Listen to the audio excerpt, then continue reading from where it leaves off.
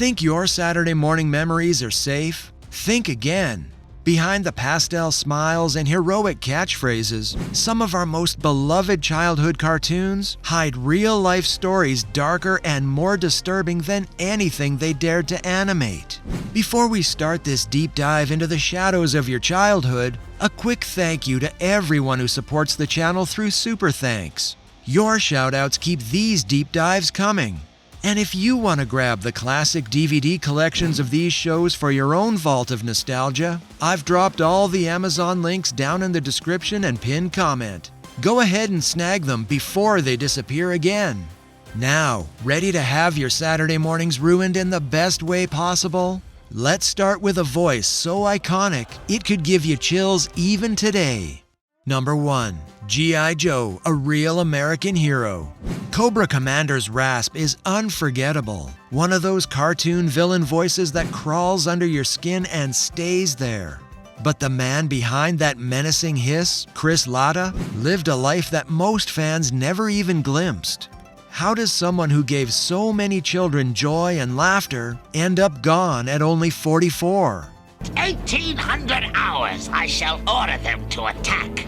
And by 1900 hours, Cobra will own the White House and the Kremlin. Latta was a performer of extremes. By night, he worked the smoky clubs of the New York comedy scene, testing risky stand-up routines in front of unpredictable crowds. By day, he transformed behind a microphone, summoning a voice so sharp and electrifying that even seasoned voice actors would stop and stare. Colleagues remember a man who could own a room with a single line, then vanish into a haze of private turmoil minutes later. He was brilliant, unpredictable, and clearly fighting battles no audience could see. If the studios knew he was struggling, why did they keep calling him back? Because talent like his was impossible to ignore.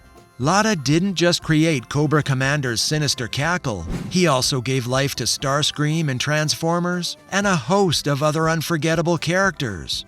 Producers would shake their heads at his volatility, then hire him again anyway, because nobody else could quite capture that mix of gleeful malice and razor-edged energy. Yet behind the applause, the strain mounted. Friends say the grind of juggling two demanding careers, stand-up comedy and relentless voice work, took a heavy personal toll. Then, without warning, it was over. No farewell episode, no final bow. One day, that infamous cackle simply stopped. Chris Latta died suddenly at just 44, leaving fans stunned and colleagues heartbroken. You may have hurt me temporarily, but I also have you. The villains he voiced live on in reruns and DVD box sets, but the man who defined them slipped away almost unnoticed. His larger-than-life performances forever masking the quiet tragedy of his own story. But if you think losing the voice of Cobra Commander was heartbreaking, wait until you hear what happened to the other unmistakable voice of our childhood, one that vanished from the airwaves without a single warning. Why would the network suddenly replace him when fans adored every line he delivered? The answer is a mystery that still raises eyebrows decades later. And it's tied to a certain team of paranormal exterminators you might know all too well. Number 2. The Real Ghostbusters. Egon Spengler's dry, unstated wit came to life thanks to Lorenzo Music, a performer whose mellow, almost drowsy voice was every bit as recognizable as Garfield's famous purr. For many of us, that warm, gently sarcastic tone practically was Saturday morning. So why, right when the series was hitting its stride, was he suddenly erased from the show without explanation? It happened in the middle of the run. One week you tuned in and heard that familiar, easygoing delivery. The next week, it was someone else. No press release, no polite "thank you for your service," just gone. Fans swapped theories on playgrounds and early internet forums, some even wondering if they had imagined the change or misremembered Egon's voice entirely. Gentlemen, I believe I've located what? Right inside this closet. Yeah! Behind the scenes, even people on the production team were tight-lipped. Was it Hollywood politics, studio pressure from the movie division, or something darker nobody wanted to talk about? The official reason was never clearly spelled out, leaving a cloud of speculation that lingers decades later. And then came the heartbreak that turned mystery into tragedy. Not long after his final recording sessions, Lorenzo Music was diagnosed with cancer. He died quietly, leaving behind the very characters, Egon and Garfield, that had become part of our childhood soundtrack. For those of us who grew up with his voice filling our living rooms, it felt like losing a gentle, unseen friend. That voice had comforted us through countless Saturday mornings and after-school reruns, and suddenly it was just silence. But if you think a sudden, unexplained voice swap is unsettling, the next story shows what happens when the entire creative team is pushed to the breaking point. Imagine your favorite superhero cartoon, filled with larger-than-life battles, being torn apart not by villains, but by the very network that aired it. How far will a studio go when the budget starts bleeding and deadlines close in? The answer played out behind the scenes of one of the most iconic shows of the 1990s, and the scars it left are still visible today. Number 3. X-Men, the animated series. Wolverine, Storm, Magneto. The 90s X-Men, the animated series, gave us the most faithful screen version of Marvel's mutants that anyone had seen up to that point. The registration files of hundreds of mutants, innocently duped into revealing their identities. So we get them, and we shred them. I'd get in there alone. Easy. A bold, serialized story that treated kids like they were smart enough to handle complex plots about prejudice, loyalty, and sacrifice. But behind all the heroics was an industry battle every bit as brutal as anything on screen. The very people charged with bringing these heroes to life soon found themselves fighting their own war. The same network executives who had championed the show in the beginning slowly became its greatest obstacle. Budget cuts slashed deeper with every season, and with every round of cost adjustments, the demands only grew heavier. Animators who once felt like they were part of something historic were suddenly pulling all-nighters for no overtime pay, scrambling to finish episodes that were being rewritten and trimmed even as the paint was still drying on the cells. Writers would turn in scripts they were proud of, only to see entire storylines hacked apart to meet new running times or content restrictions that seemed to change by the week. Directors begged for the breathing room to stage the grand finales they had planned, but the response from upstairs was a cold shake of the head and yet another note to cut. And then, when the creative team had poured every ounce of energy into keeping the mutant saga alive, the rug was yanked out from under them. Tag, you're it. This game is over. The network simply pulled the plug. The final episode aired with no real farewell, no heroic last stand, no curtain call for the characters who had captured an entire generation. For decades, the story just stopped. Only many years later would a revival try to give the X-Men the send-off their creators had envisioned from the start. A belated recognition of the heart and sacrifice that went into every frame. But if you think ruthless executives and unpaid overtime are shocking, wait until you hear about the next cartoon. A series that looked like the sweetest slice of childhood innocence, while a vicious corporate war raged behind the scenes. At number 4, The Care Bears. Sweet, fluffy, and heart-shaped, on the surface the Care Bears looked like the very definition of innocent fun. Bright pastel fur, glowing tummy symbols, and a Care Bear stare that promised to vanquish anything even slightly unpleasant. But behind those rainbows lay one of the nastiest corporate battles of the decade. As the bears exploded into a merchandising phenomenon, the companies behind them began fighting over every dollar and every design.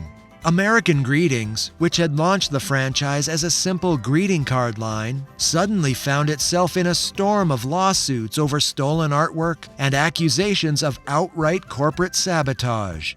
We're the Care Bears. I'm Tenderheart Bear. And this is Cheer Bear. This is Share Bear. And this is Champ Bear.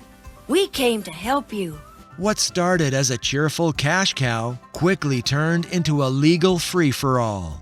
Executives who had once toasted the brand's success were now spending long nights in boardrooms with lawyers instead of artists. In the middle of the crossfire, a key production partner, responsible for turning those colorful sketches into the cartoons kids adored, was driven into bankruptcy.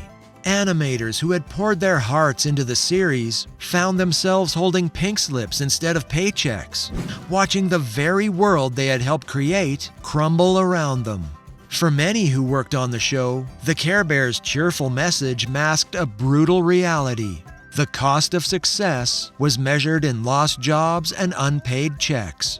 The very bears that preached sharing and caring had become the center of a corporate war zone. And if you think a franchise built on love and kindness could hide such bitterness, brace yourself. The next story isn't just about bruised egos or empty bank accounts. It's about a creator whose off-screen behavior would one day cast a shadow far darker than any Saturday morning villain. At number 5, Ren and Stimpy.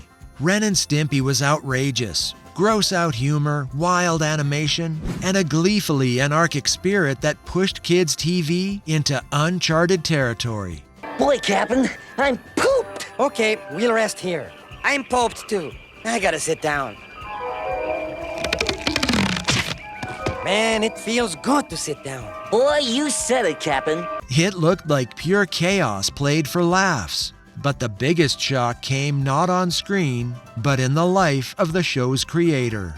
John Kricfalusi, the man who dreamed up Ren's mantic rants and Stimpy's spaced-out grin, quickly earned a reputation inside Nickelodeon as both a creative genius and a nightmare to work with. Colleagues remember brilliant late-night bursts of inspiration, followed by days of angry outbursts, missed deadlines, and storyboards that arrived half-finished or weeks late. The very energy that made the show so unpredictable also made production a minefield. As tensions mounted, executives faced a painful choice: rein in the show's visionary, or risk the entire series collapsing under the weight of its creator's chaos. Quietly, without a press release or public explanation, Nickelodeon decided they had no choice but to remove him.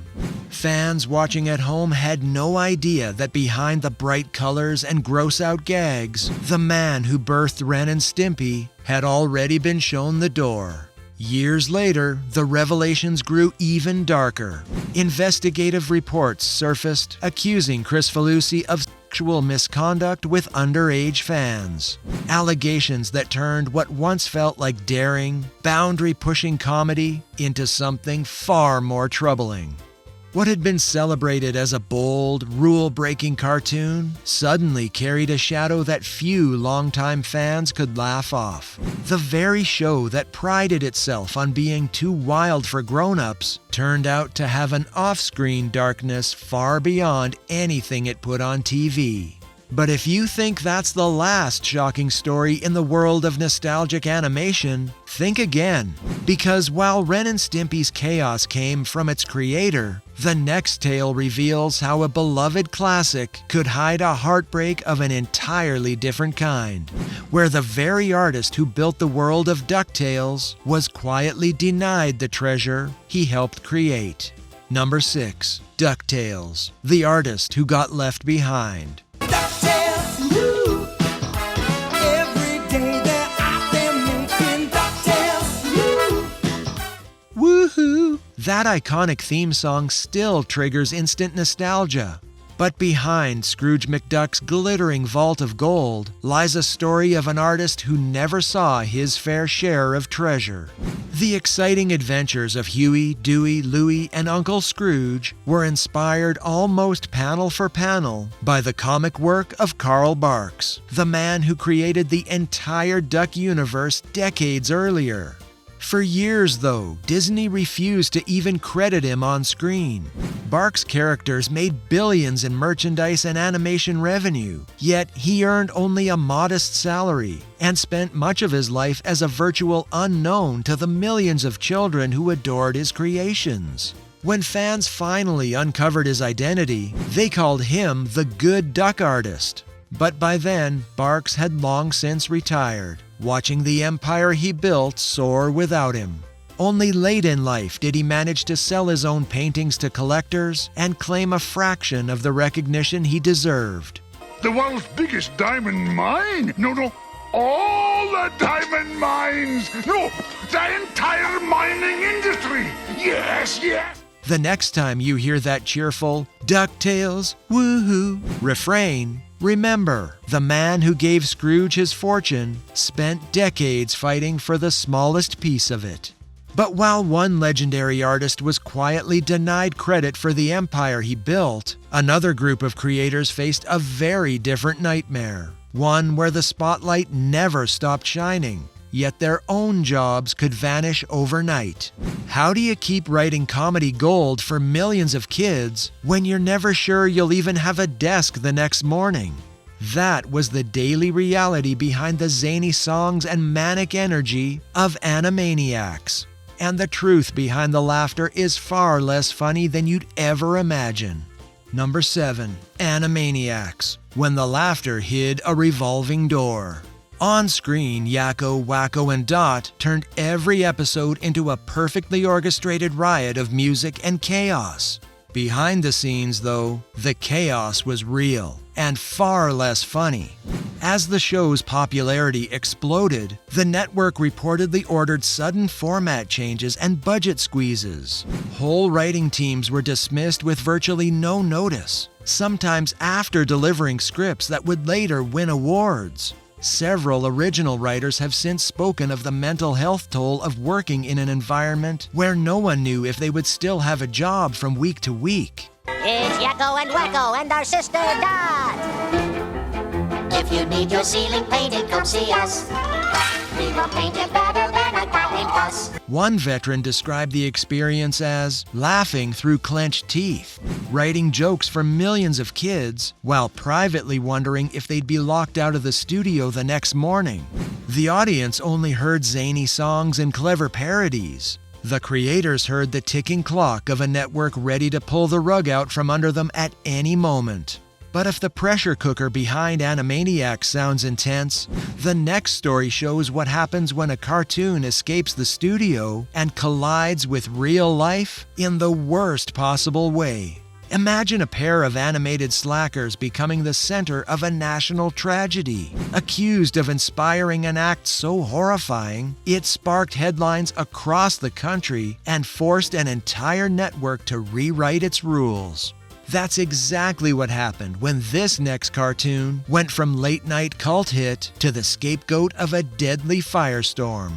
At number 8, Beavis and Butt-Head, the copycat fire tragedy.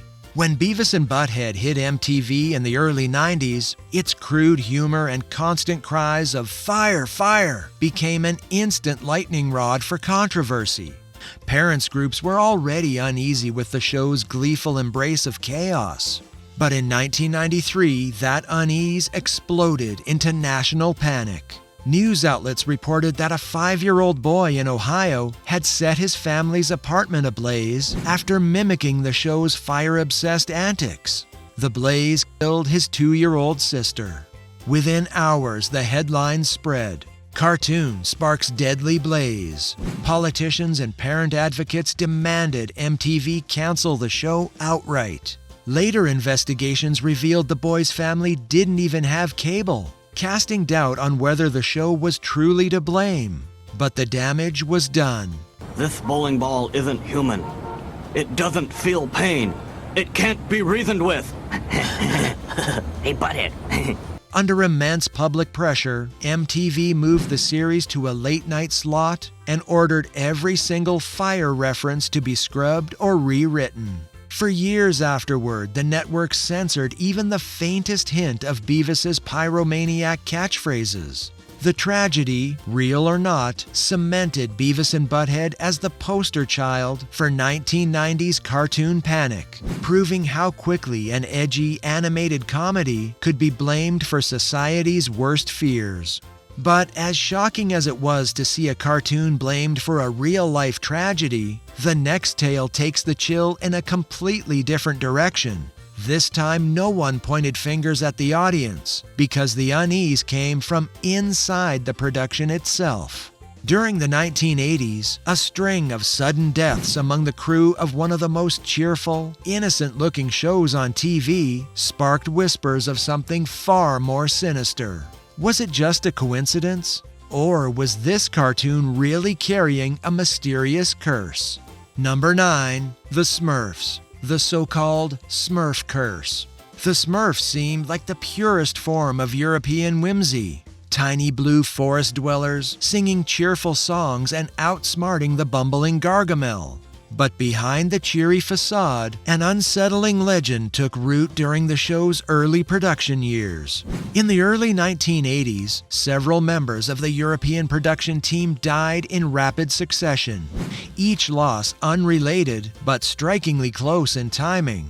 All the ingredients are here except for the 3 hairs from a cat's tail. Smurfs, I need volunteers to smurf me 3 hairs from the tip of a cat's tail. Asriel's tail. Whispers began to circulate among crew members and fans of a Smurf curse, as if the happy little village on screen was masking something far darker off it. No credible evidence ever confirmed anything supernatural. Most historians chalk the deaths up to coincidence. But the eerie timing and the series' already otherworldly vibe gave the rumor staying power. Decades later, fan forums and urban legend sites still trade stories about the so-called curse, turning what was once a gentle Saturday morning classic into a surprisingly spooky piece of cartoon lore. The idea that something as harmless as a band of singing blue creatures could inspire decades of ghost stories is a reminder. Sometimes the darkest legends hide in the unlikeliest places. But if rumors of a Smurf curse feel like a spooky urban legend, the next story proves you don't need anything supernatural to shock parents. Because in the early 90s, a certain Wallaby and his oddball friends were quietly slipping jokes onto kids' TV that were anything but child-friendly. How did a brightly colored Nickelodeon cartoon pack in gags about phone hotlines and nudist colonies without most parents ever noticing? You're about to find out why this next cartoon was one of the sneakiest and most eyebrow-raising cartoons of its era. At number 10, Rocko's Modern Life. Adult themes hiding in plain sight. Not every shocking cartoon story involves tragedy. Sometimes the surprise is what slipped past the censors. Nickelodeon's Rocko's Modern Life looked like a harmless slice of 90s suburban silliness. A wallaby navigating work, neighbors, and everyday mishaps. But tucked inside the bright, bouncy animation were jokes so eyebrow-raising that many parents didn't catch them until years later. One early episode has Rocko briefly working at a phone sex hotline, cheerfully answering calls with the phrase, "Oh baby, oh baby." Oh baby, oh baby, oh baby. Rocko? Mrs. Bighead? Another sends Rocko and his friends to a nudist colony, complete with visual gags that played it just subtle enough for kids while leaving adults wide-eyed. There were sly innuendos hidden in signs, background art, and even character names. Little winks from the writer's room that practically dared viewers to notice. When reruns exposed these jokes to a wider audience, Nickelodeon began fielding complaints, and critics debated how far creators had gone to sneak adult humor into a children's time slot. For many fans, those revelations turned a fondly remembered cartoon into a double take. proof that even the most cheerful 90s kids show could be a stealth playground for grown-up comedy. It's a reminder that the most surprising dark side of cartoons isn't always tragedy. Sometimes it's realizing just how much went over our heads while we were laughing along. From covert firings to corporate wars, from heartbreaking losses to disturbing crimes, these 10 cartoons prove that the brightest colors can cast the darkest shadows. So here's my question for you. Which of these revelations shocked you the most? Was it Chris Latta's sudden death, the secret firing of Ren and Stimpy's creator, or the cutthroat business behind those cuddly Care Bears? Drop your thoughts below. And if you found these hidden truths as eye-opening as I did, smash that like button, subscribe for more deep dives, and tap super thanks to support future investigations. All the DVD collections I mentioned, G.I. Joe, The Real Ghostbusters, X-Men, Care Bears, and Ren and Stimpy, are linked right in the description and pinned comment so you can revisit these classics with fresh eyes.